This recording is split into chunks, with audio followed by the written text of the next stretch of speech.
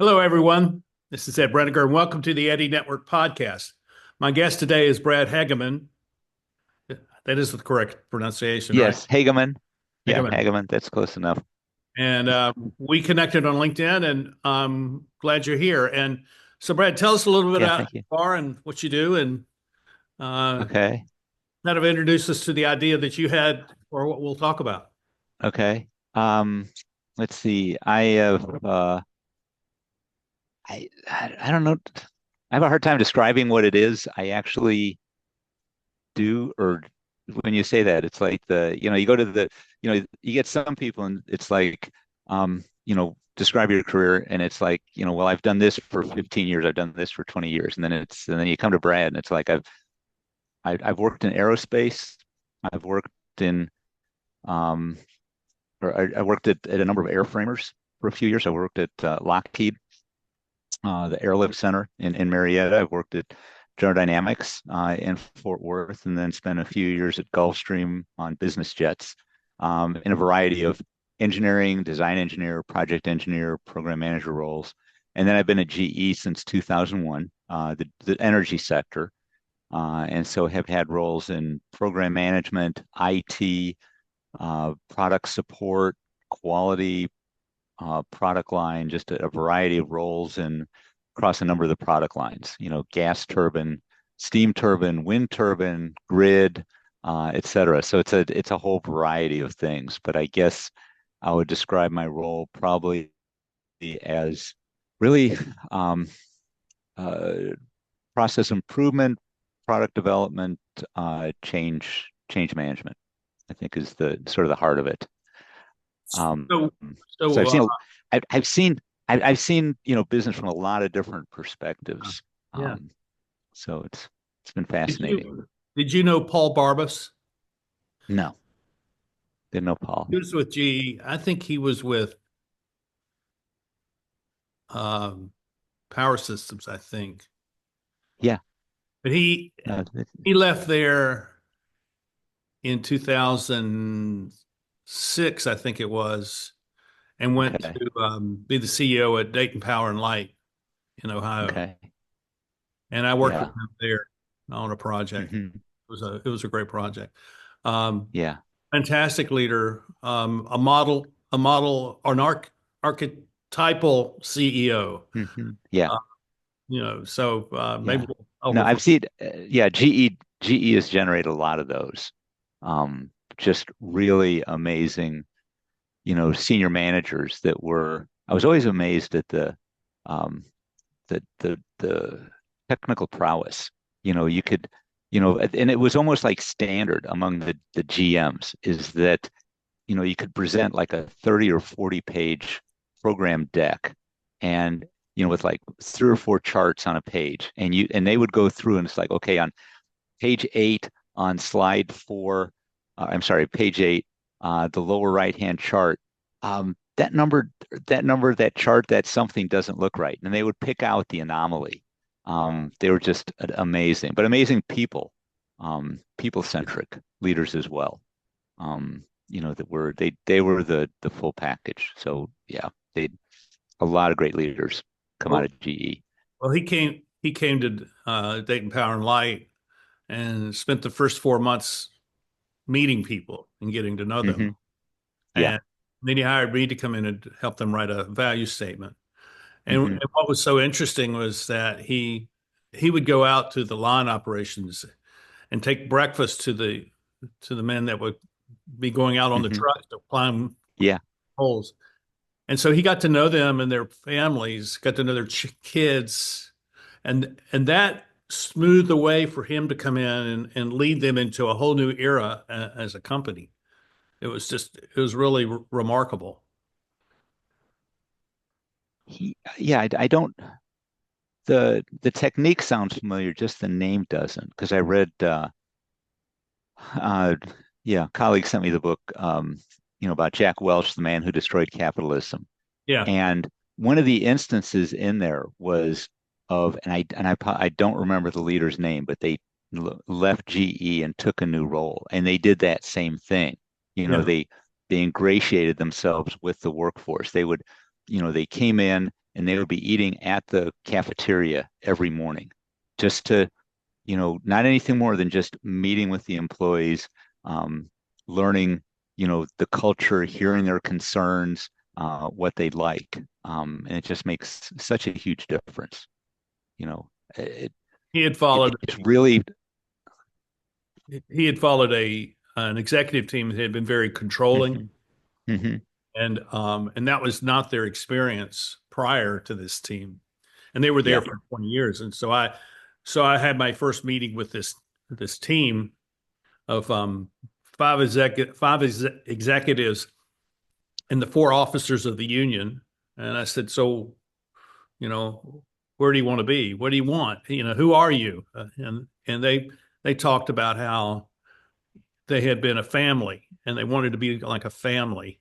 And so well, I don't know if we can be a family, but I think we can do things that can make it easier for people to feel like they're connected to one another. And uh, it wasn't my responsibility, but they brought another group in and they implemented a new system.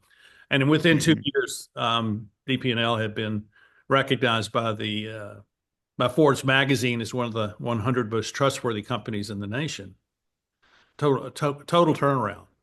mhm, yeah, It was very instructive. It was a good. It was like getting a master's in uh, organizational change.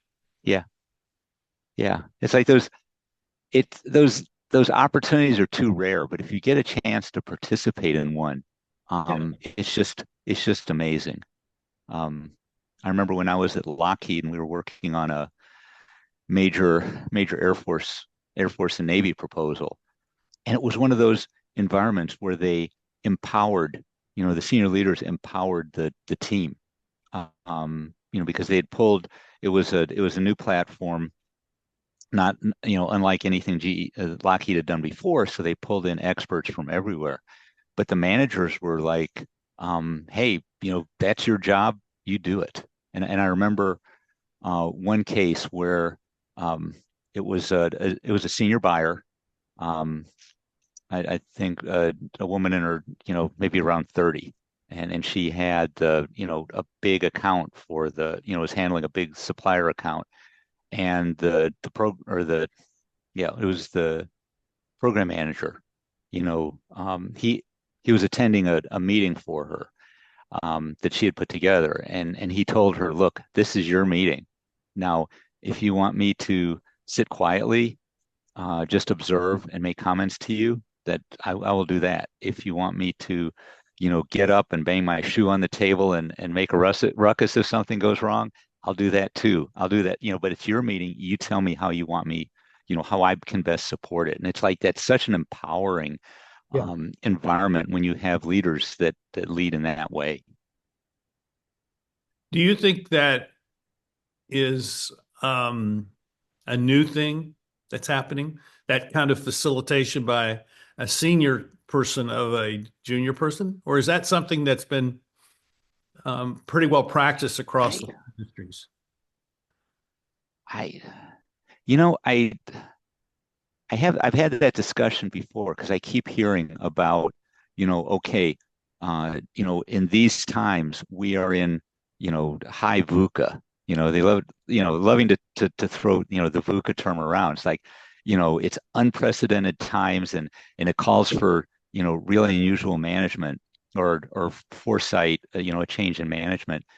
And and to be honest, I always argue with that because it's like I don't think really the scale of VUCA that we have today is necessarily any different than we had, say in World War II, the Depression, World War One, and the flu outbreak.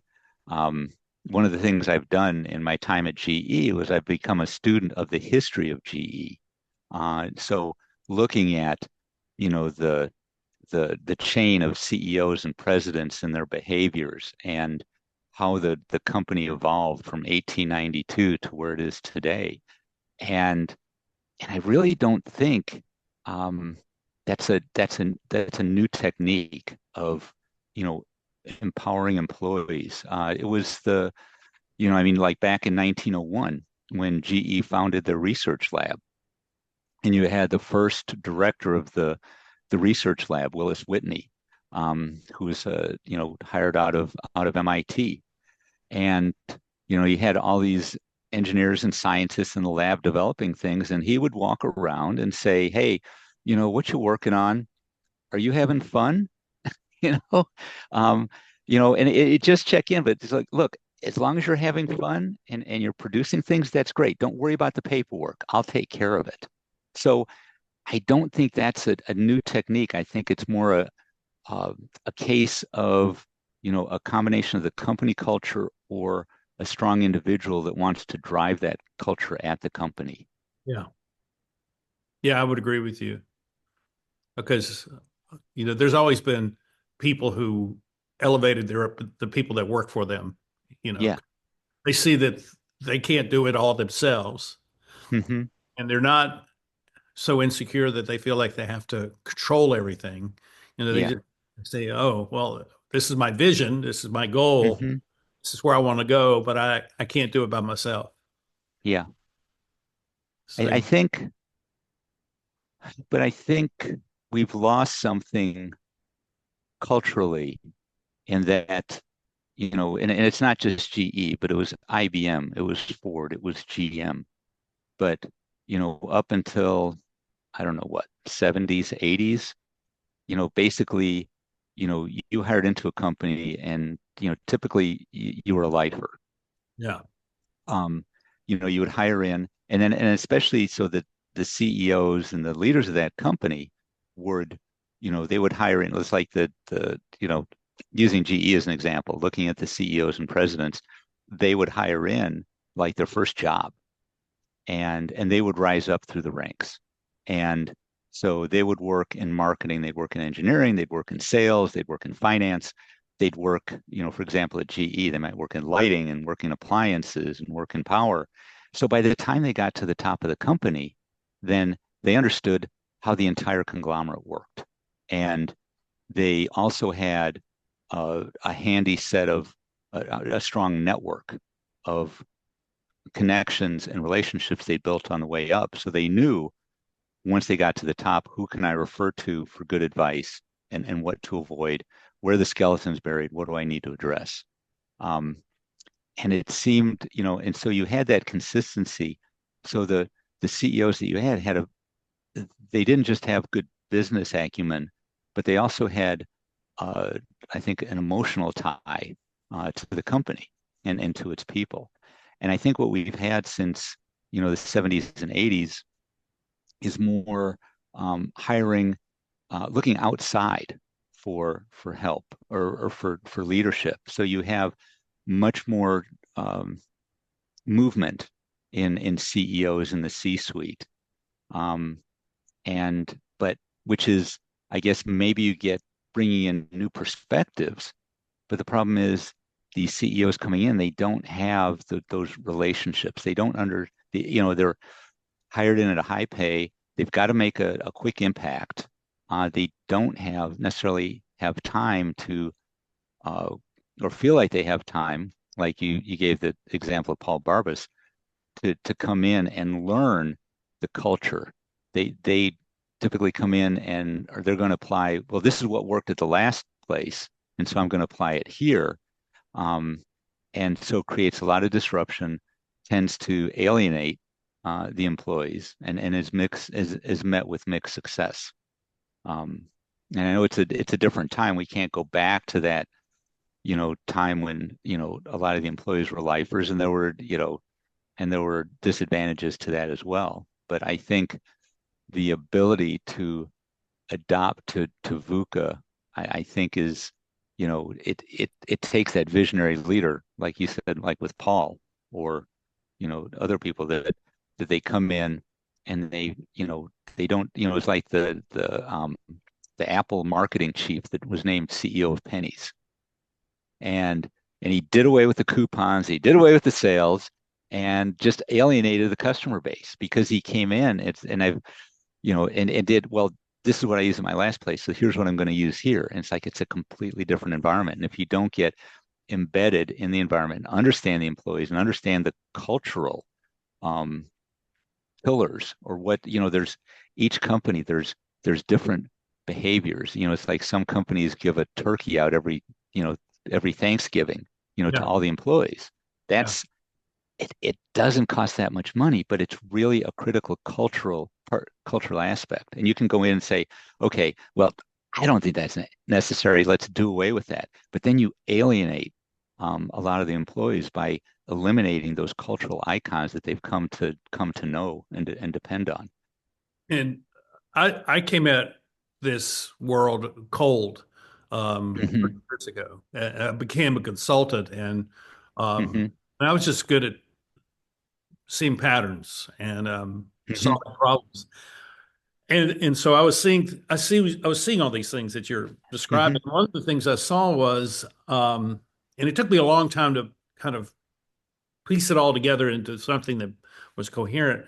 Was was um, was the fact that the vast majority of the people in the company are in the middle to lower echelons, and they're going to be there their entire careers. And everybody Hmm. above that is going to move because that's the way you advance. You advance from Hmm. moving Yeah. because the upward advancing within a corporation becomes more difficult the higher you go. Hmm. So they Yeah. have to go somewhere else to do that. And so I recognize, and and working at Dave's Dayton Power and Light helped to see this, that there was what I call a persistent residual culture of values that persists because of the relationships of the people Hmm. that resides in the relationships of the people, and that culture is the thing which people actually know as the company. And when the company starts violating that culture, it begins to Hmm. have real trouble um, being recognized as the company that we've always trusted in. And Hmm. and I think this is not isolated to one or two companies. I think this is a phenomenon across the board. Well, And it's acknowledged by the global 23% employee engagement rate. yes, Where the majority of employees globally, yeah. feel disengaged. They're just not connected. And in a VUCA age, where the speed of VUCA is accelerating, it's a, Hmm. it's a tough thing to do. Yeah. So, well, before we went on, you pointed out that you liked a part of my circle of impact guiding principles. Hmm. So, shall we talk about that? Yeah, sure. Yeah, it was number 5. Start Oh, small, act locally, share globally, and take the long view. okay, there we are. And Tell me what you see there. I, What is it that you like? I, um, I see that as the uh, for a change agent, because different, there's, it's like not everybody, wants to be the same role, at work. Thank goodness, or else we'd have um, everybody be a firefighter. There wouldn't be anyone to build houses to protect for the firefighters to protect. But um, I think for change agents, I think that's at least what I've found and experience talking to others is that it's the first 3 are easy, but or I guess it's 5 is comes naturally, I think, to change agents. But the frustrating thing is trying to make it happen to, because you see, these, hey, you go in, it's like, okay, so this group is doing this and this group is doing that. Hey, or there's, and maybe this university is doing this. How can, and our business is doing this. How can we pull this all together? And it's easy I think, for change agents to see the synergy and the opportunities. But then the difficulty comes in selling it to management to actually make this value proposition occur. Um, and I think Yeah, and I understand, management is, tends to be risk averse, and the level of aversion is different depending on the company and the leadership culture. But um, I think it's a really cool place to work in, but I think it can be very frustrating because what you see as a great potential value um, just doesn't get any traction when you present it to leadership. So, And I mean, I have all these questions.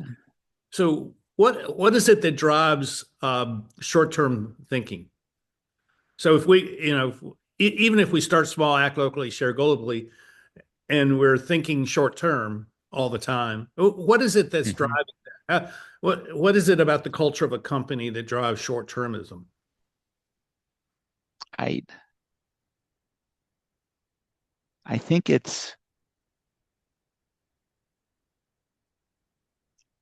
to me it's the um, sort of the stereotypical classic management where power is centralized to the top, power is distributed hierarchically. Um, you there's a pecking order, Yeah, and so what happens is it's the typical story of, okay, well, you know uh, I've heard the linear story of career progression a number of times from executives where, okay, I joined the company, I was belonged to a team, uh, I became the top individual contributor. I was tapped on the shoulder to become a manager. I did that job. I excelled at that, and then I was tapped on the shoulder to become a GM. And then I did a good job at that, and then I was tapped on the shoulder to be VP. And it's like that's and I think and unfortunately in that case, it really breeds I guess a lack of flexibility and almost a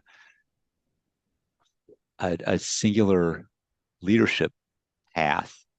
Um, but I think what happens is that um, at the higher you go in the organization, the more you have to lose. You've got more authority, more pay, um, and so I think leaders become more and more risk averse because they don't want to lose what they already have, and they're afraid to show vulnerability. They're afraid to show chance, to take chances, to take risks, because they're risking their own position um, and all the benefits that go with it. yeah, So I think that helps drive a narrow focus of behavior, of um, uh, making reinforcing a status quo, tending to frustrate or uh, uh, um, not disappoint, but basically turning away, change agents. yeah, As opposed to in a lean organization, where the authority is centered at the point where value is inserted, at Gemba, and um, and employees are encouraged to take risks and to make improvements just on their own. It was interesting. I was talking to was on a call with Lonnie Wilson, and he shared, that in the Japanese culture, that it's um, continuous improvement or yeah, continuous improvement is just part of the job. It's part of work, as opposed to a lot of the American and Western companies. Um, Continuous improvement is like lean is a separate organization. yeah, So instead of just embedding continuous improvement and lean as an expectation and a responsibility and authority that every employee has, it's almost like two different silos. You've got workers, and then you've got the continuous improvement folks that um, that then identify and implement the changes. So it just seems, yeah, that the I'm silos just I'm really go wondering. up in classic management. I'm wondering if we were to step back and look at the big picture, that we would see that the companies that uh, don't get attention because always seem to be in trouble are the ones who are operating according to a lean methodology. And the ones that are always in trouble are the ones who are following a much more traditional path and are kind of locked into Hmm. this is the way we've always done it, and we're not going to change because change is too risky. And that's what actually puts the risk of not changing is greater than the risk of changing. Yes, because if you think about it, the the very folks that are being, either ostracized or criticized or, you know, diminished, the ones that are thinking outside the status quo, that are challenging, that's where your innovation comes from. Yeah, Your innovation doesn't come from doing things the same way we've always done them. The innovation comes from change and comes from looking at and approaching things differently. And if you apply pressure to squash that initiative and that behavior in employees, then yeah, you're destined. You basically destine yourself to mediocrity. that is It's really only taking it's only taking those big risks, which it's the Steve Jobs, um, and and the um, even big and small, the Henry Fords. I saw that Henry Ford originally was working for um, he was working for, I think, Detroit Power and Light. He was actually an Edison employee, oh, worked for Thomas Edison, um, and and then started his car company. With this, told to Thomas Edison, I'm leaving. I'm going to start my car company. And he said, "Oh, hey, more power to you. Good luck." Um, but then they became very close friends over time and helped each other out, business wise. But it's the innovators, which is where the innovation and the growth and the fun comes from. But if you squash that, um, yeah, you're just destining, yourself and the company to mediocrity. yeah. I don't know why it is this way, but I have always had a taste for change, always embraced it, Hmm. and never acknowledging. I mean, I recognize there's risk involved, but I always felt like, okay, Hmm. whatever risk there is, I can overcome this. And Hmm. even in the most dire situations that I've placed myself in, I've been able to eventually climb out of those holes and Hmm. and I wish, I'm 71 years old, and I wish I had another 50 years to go because I, Hmm. I feel like what I know now is where I should have started when I was 30. Yeah, no, And exactly. I mean, it's yeah, you get, because each, especially, and those of us that have had a variety of roles, you develop such a portfolio of experiences and lessons to share and apply. So, it's like too often I think people get locked into one or two thinking methods. Mhm. Um, and I've started, actually had an application. I was able to use the six thinking hats method Yeah. at a recent brainstorming session. Mhm. And it was so interesting, um, to facilitate that, but then to hear the feedback from the engineers that we had involved with that. And it was like, this was fun. This was something different. We liked looking at things from different perspectives.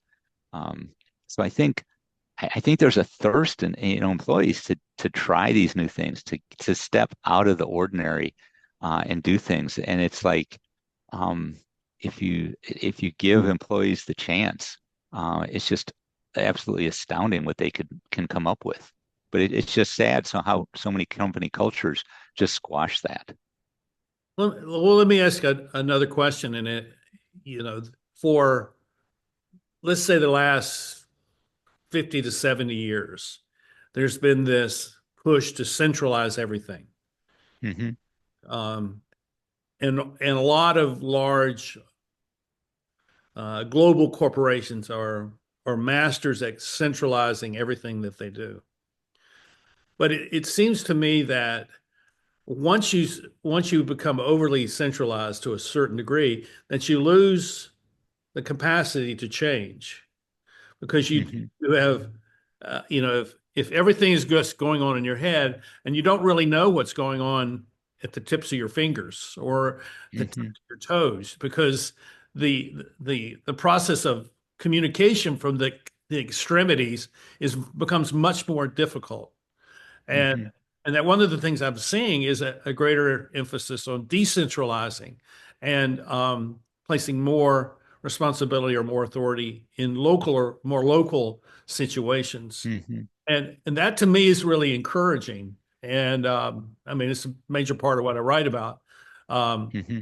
and in that, it goes back to what we were talking about earlier of how the CEO or the general manager has a Hmm. relationship with the people that are that he or she is responsible for, and that decentralizing as a way of elevating the role of relationships in what is going on in a company. Hmm. I this I think companies and the business world in general goes seems to go through this phase of okay, more centralization, less centralization, more centralization, and and I almost think it's a healthy thing. You don't because you don't want to get too comfortable locked in a in one mode or another. And so because change is what drives innovation. And sometimes change for the sake of change can be positive as long as it's handled properly. But Yeah. I think this, you know, the yeah, there's a lot of advantages to centralization. There's more consistency of processes, easier control, but it can also tend to stifle innovation and and and stifle new ideas.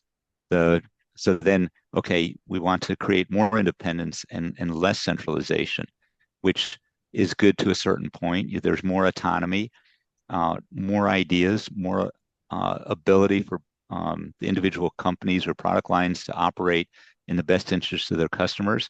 But then you've got a greater divergence of processes and procedures to manage. So I think I, I'm almost thinking that the natural flexing between one and the other is actually healthy, um, because it forces you to look at things from regularly at a different perspective. Well, you need both. Is what Yeah. Yes. Yeah. there's an appropriate approach for both of those. Yeah.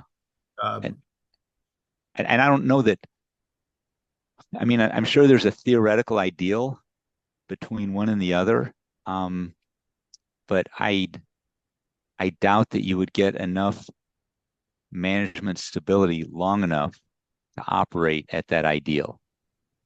I I, I would think that senior management would um, just just from human nature and desiring change would keep that flexing.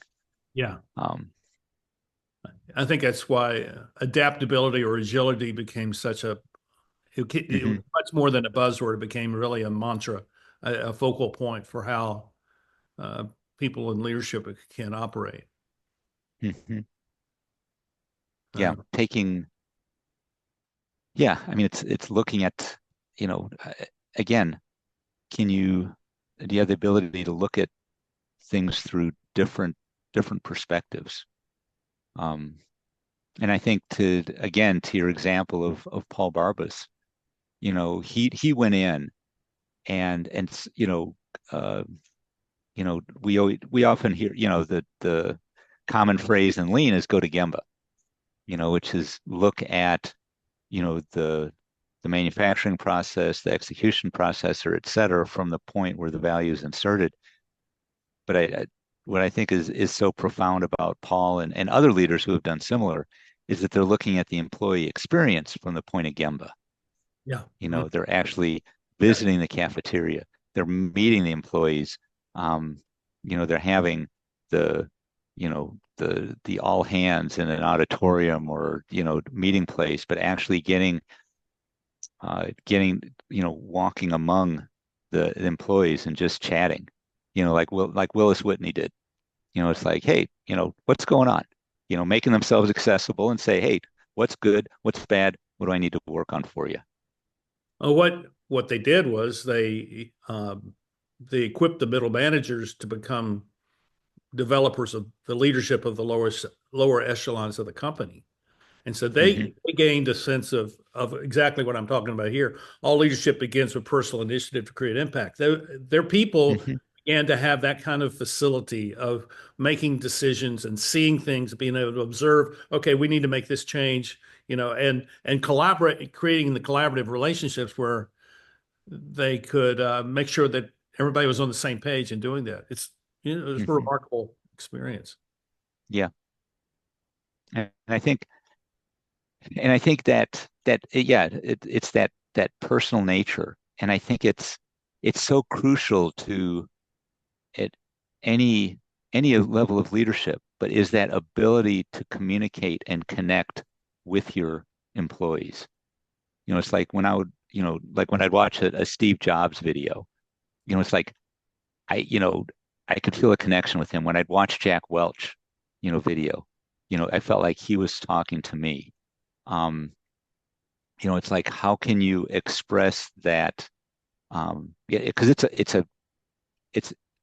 it seems like it's a rare skill that too many leaders they're talking at the employees or they're talking down to the employees. Right. Right. Um, and I saw this. There was this 1962 video from GE. It was Ralph Cordner was CEO and Gerard Philippe was the president, and they said, um, and it was just it was like a I don't know 9 or 10 minute video, but it was a video that they had put together to share with the entire GE workforce. They said, just due to the situation, we can't, we're not able to go and visit each site this year. So we're just sharing this video. And they went through and Cordner started and he said, you know, 1958, 1959, really hard years. 1960, there was a price fixing scandal that GE had to work through. He said that was really disruptive. But we got through that.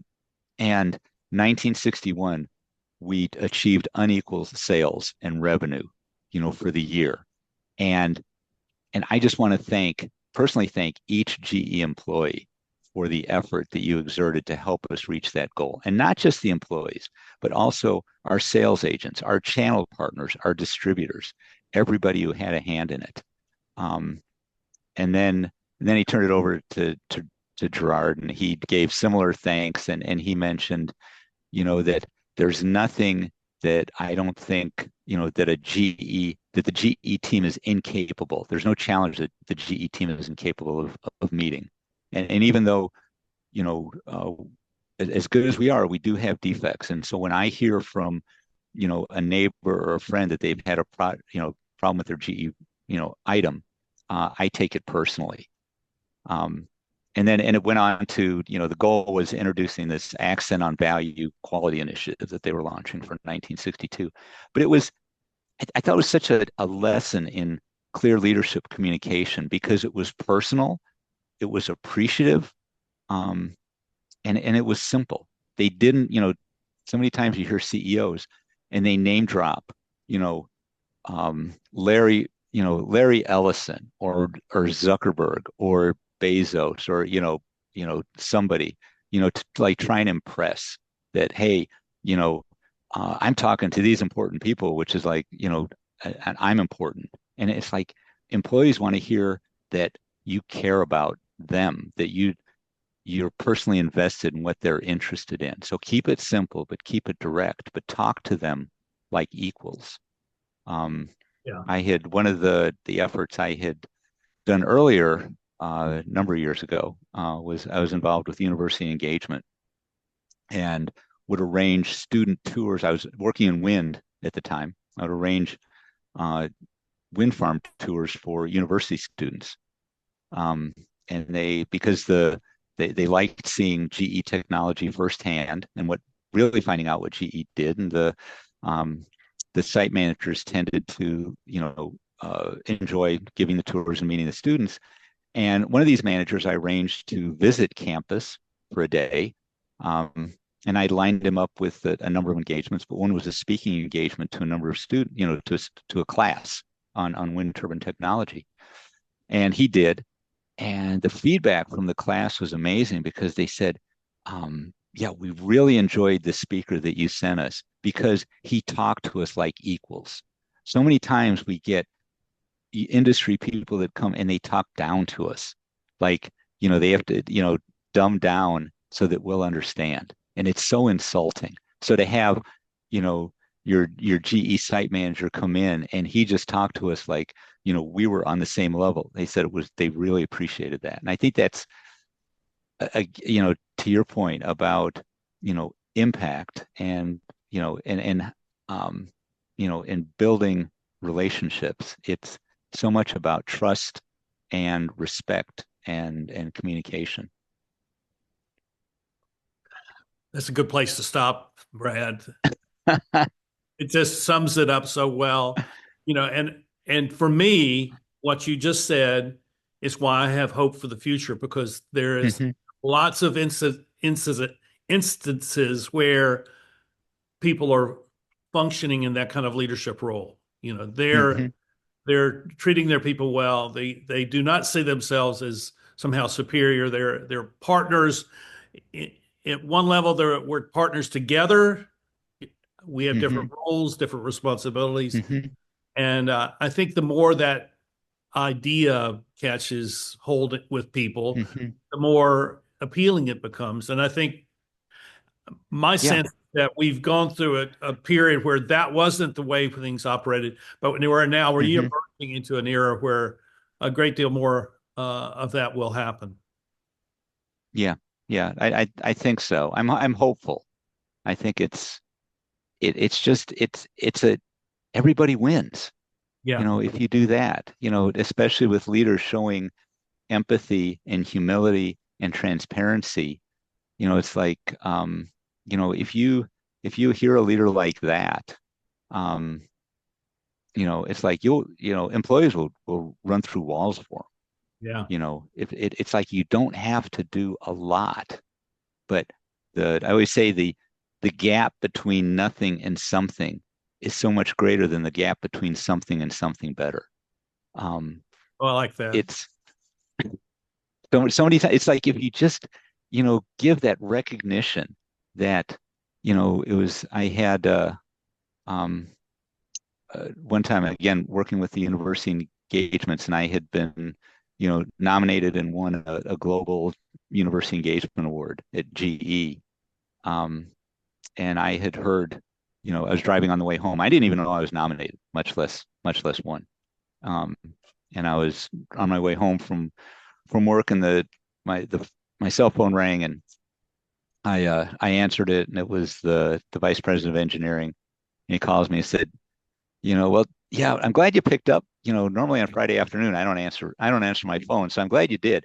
But I just wanted to say thank you for, and my appreciation for all the effort that you put into to win this award. It's important to the business. It's, it really makes a difference with our recruiting efforts. Um, establishing that relationship with the university, helping us attract the best hires, da da da da. And it was like, you know, I will never forget that because of all the things that vice president could do, everything on his plate at that time, he took time out. At that time, I was the most important thing for him was to recognize me.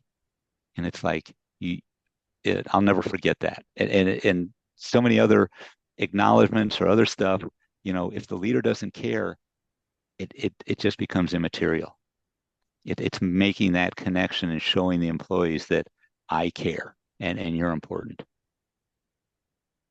Well, I thank you, Brad, for taking time to be with me today and to share these thoughts. It's really encouraging. It really is really encouraging. And folks, think about the people that you work with, maybe the people you lead, or even the people that are serving you in various businesses. How you treat them makes a difference that matters. And it can be negative or positive, but I hope it is a positive one. So thank you, Brad. And we'll look forward to talking again. And Yeah, no, my pleasure. and we'll see you next time here on the Eddie Network podcast. Bye bye.